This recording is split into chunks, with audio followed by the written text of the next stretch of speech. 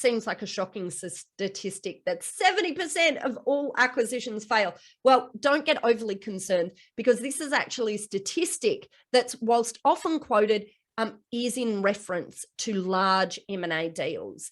I think, you sitting there looking at it from a buy side perspective should say, okay, is this the same for SMEs?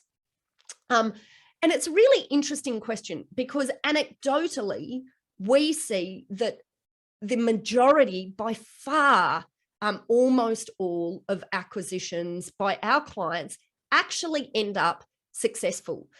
We recently surveyed our database of buyers that we've acted for to ask them whether or not they deemed their acquisition to be a success or a failure. 60% of our respondents said it was absolutely a success. And I can tell you many of those respondents were multiple acquirers. So, of course, it must have been a success. Otherwise, they wouldn't have continued. 20% said it was a moderate success.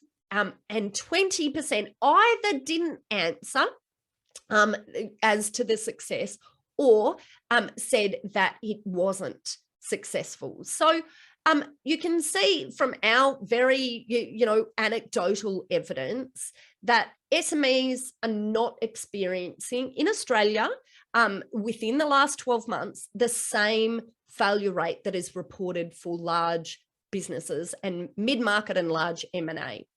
But it's really important, and I share this statistic with you, not to scare you. As I say, I'm prefacing it by saying that I don't think this applies to SMEs, but it's really important to understand that just because you have this great idea, just because as an idea it's an excellent idea, doesn't mean that it will always be successful.